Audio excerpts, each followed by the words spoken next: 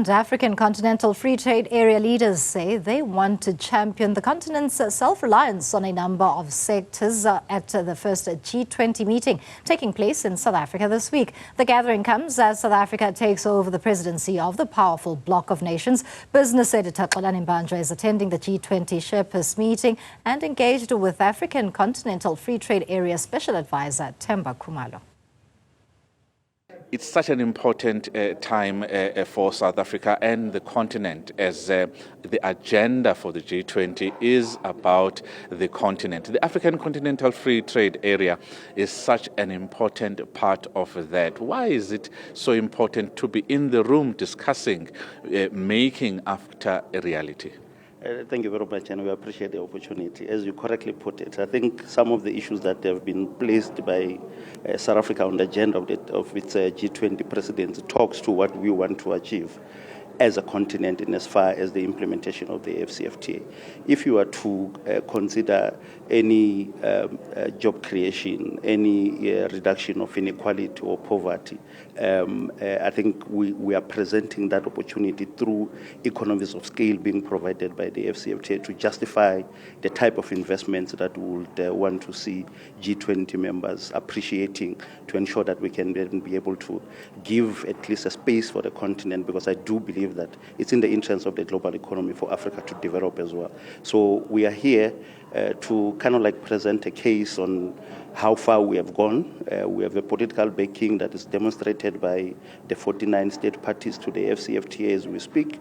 So, but it's an opportunity that we think should be able to help the continent grow. We cannot always rely on our small economies to be able to attract some of these investments which we require, whether it's in infrastructure, industrial projects, or even at the services level in as far as transport and logistics are concerned. We believe that the 1.4 billion population market helps us to justify those. We are, as I said, we are putting opportunities in spaces where we actually import the most wealth. We have got capacity to produce in spaces such as importation of second-hand vehicles. We have South Africa, we have Morocco, we have got a bit of investments in Egypt and a number of assembly plants in the continent that can be able to help us develop this value chain across the continent, be able to create jobs, fight poverty.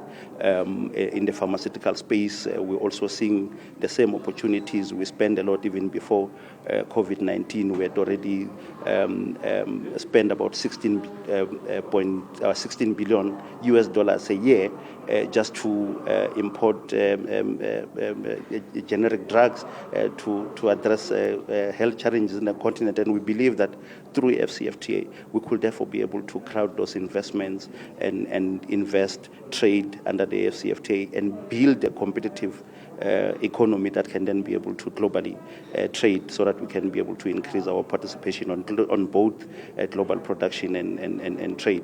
We are also looking into spaces such as agriculture and agro-processing. It cannot continue like that we continue to import a huge amount of commodities, especially grains, when we have got an opportunity to can be able to utilize our arable land that is sitting at 60% in the globe to be able to drive those investments, primary production, process for consumption within this 1.4 billion market. So we believe that at the center of what South Africa wants to achieve is an opportunity for us to implement the AfCFTA, engage with our global partners to see these opportunities for investments and help everyone in the process.